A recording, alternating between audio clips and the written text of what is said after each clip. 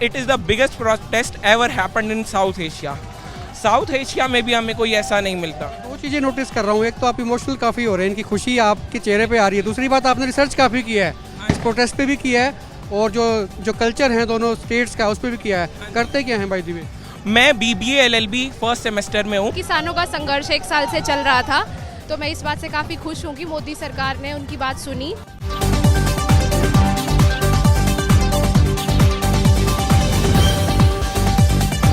Poster है यहाँ पर और पंजाबी में लिखा हुआ है इस पे फतेह। कहाँ से हो बच्चे आप? मैं हिसार से हूँ, बट एक्चुअली मेरा गांव सिसाई में है, सिसाई हरियाणा। तो ये आपने पंजाबी में लिखा हुआ है, किसी ने लिख के दिया? आप खुद जानती है लिखना पंजाबी? मैं 5th से 10th क्लास तक CBSE बोर्ड में पंजाबी पढ़ चुकी हूँ और उसी की वजह से मैं ये लिखना पढ़ना जानती हूँ, गुरमुखी। आज आप ये खड़े किसान आ रहे हैं टिकरी बॉर्डर से, दरअसल उधर से गाजीपुर बॉर्डर से, टिकरी से, सिंगू से, उन्हीं के लिए आप ये पंजाब के खास करके लोगों के लिए कि फतेह करके आ रहे हैं आप?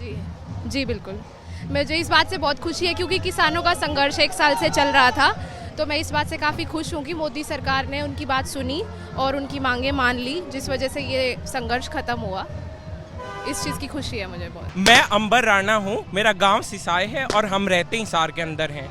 ये पंजाबी में लिखने का कारण ये है कि हमारे पंजाब से जैसे भाई आ रहे हैं, आपको पता होगा 750 more than 750 farmers have been martyred in this protest, in this holy protest. उनमें से ज़्यादातर 500 से ज़्यादा जो किसान हैं वो पंजाब से बिलोंग करते हैं। तो इन भाइयों को अपनापन का एहसास दिलाने के लिए, क्योंकि 1966 में हमें एक डिवीज़न हुआ था जो हरियाणा और पंजाब का हुआ था, लेकिन लोगों का कल्चर एक है। इस बात की the farmers protest bears the testimony of this fact. ये जो आज पंजाब से हमारे भाई आ रहे हैं, इनके और हमारे सरनेम एक हैं। ये जो भाई आ रहे हैं, इनकी और हमारी बोलचाल एक है। आपने नोटिस किया होगा हरियाणवी और पंजाबी, इनकी जो देसी वोकैबलरी का पार्ट है वो बिल्कुल सेम है। लेकिन 1966, 1984 और भी ऐसे कई मौके आए जब हरियाणा और पंजाब को बांटने की कोशिश की गई, अलग अलग फैक्ट्स देके।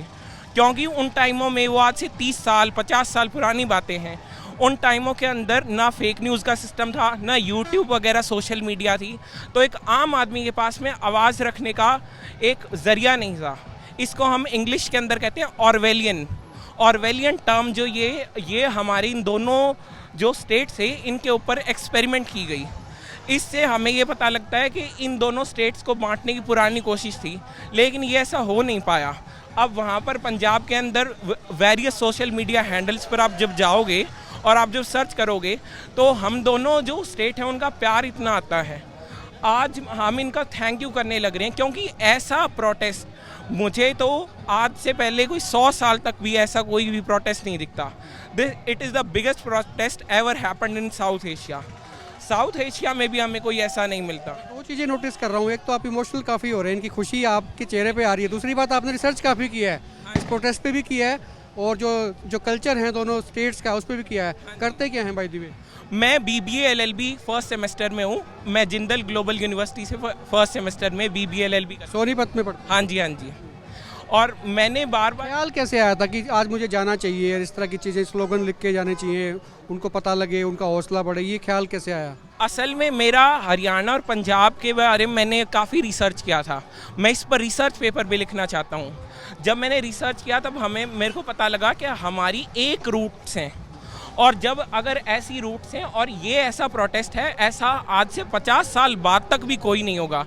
क्योंकि जब एक बार पूरे देश ने देख लिया कि 2 स्टेट्स इकट्ठी हो रही हैं और वो दोनों ऐसा एक इम्पैक्ट क्रिएट कर रहे हैं, तब ऐसा इन दोनों स्टेट्स को बाद में कोई छेड़ा भी नहीं जाएगा, जिसे अपने देसी लैंग्वेज में कह देते हैं। इनको कभी भी कोई टीज़ नहीं करेगा कोई और। इसलिए मेरा मन किया कि जब ये हमारे भाई अपने अपने घरों में वापस जा रहे हैं, 1 साल से बहुत ज़्यादा ह्यूमन राइट्स वायलेशन हुई, अलग अलग टाइप की मिसकंसेप्शंस फैलाई गई, लेकिन उनके बावजूद भी ये दोनों स्टेट बटी नहीं। इन्होंने अपने हक लिए, जो मांग इन्होंने लेकर गए थे ये वो ही पूरी करके वापस आए हैं। इसलिए मेरा मन किया मेरे फैमिली के साथ में कि जाके इनको ग्रीट करूं, टू एक्सप्रेस माय ग्रैटिट्यूड। इसलिए मैंने जाके और हरियाणा और पंजाब के जो फार्मर्स हैं उनका वेलकम करने के लिए ये दोनों लिखे, ये होर्डिंग्स बनाए। ये सब मैंने इसलिए बनाया कि पंजाबी के अंदर इनकी वाइडर रीच हो, इसलिए मैं ये इन दोनों का ही कारण। बिल्कुल, जो पंजाबी समझते हैं, जो पंजाब के लोग खास करके उनको जानते भी हैं, पढ़ना भी उनको आता है, सब चीज़ें आती हैं, क्योंकि पंजाबी वहाँ की प्राइमरी लैंग्वेज है, तो उनको अच्छा लगता है। और दूसरी बात ये कि कोई भी आंदोलन कभी होता है तो बहुत सी चीज़ें नहीं दे के जाता है, नई सीख देता है। और ये तो बहुत लंबा आंदोलन गया है, दोनों स्टेट्स के बीच में प्यार एक बार दोबारा से ये बढ़ा है, ये एक नई बात है, अच्छी बात है। आप अपने कमेंट नीचे जरूर लिखें, वीडियो को शेयर करें। और रेज करना चाहूँगा, एक पॉइंट में और रेज करना चाहूँगा, दोनों स्टेट्स को लड़ाने का एक टॉपिक था SYL, सतलुज यमुना लिंक। उसकी बात को रेज करके पंजाब के अंदर तो ये फैलाई गई बात कि हम हरियाणा में पानी नहीं जाने देंगे, हरियाणा में काम लेकर आएंगे पानी। लेकिन इस आंदोलन में पहली बात तो लोगों ने ये सोचा पहले ज़मीन रहेंगी तो ही पानी आएगा। दूसरी बात, हमने ये भी नोटिस किया है कि SYL का काफ़ी परसेंटेज जो पानी है वो पाकिस्तान में भी जाता है। अगर हम, और वो ये नहीं है कि 75% पाकिस्तान में जाना अलॉटेड है, 25% इंडिया का है, लेकिन उसमें if I am not wrong 16% India use करता है। तो बचा हुआ अगर 9% हम यूज़ करें तो इन दोनों स्टेट के बीच में कभी झगड़ा ही नहीं होगा और ना किसी का कोई पानी का शेयर कम होगा, उल्टा बढ़ेगा हमारा शेयर। ये मुद्दा अब खत्म हो गया है 3 कृषि कानून का, और SYL को भी सुलझा लेना चाहिए। जो पानी की खास करके बात है, पानी जो वेस्ट जा रहा है पाकिस्तान में दूसरी और नदियों से, वो रोक के वो डाइवर्ट करके यहाँ पे ला सकते हैं, फर्टिलिटी को बढ़ा सकते हैं। आप अपने कमेंट लिखें, वीडियो को शेयर करें और आप देखते रहे एक मिनट पोस्ट। नमस्कार।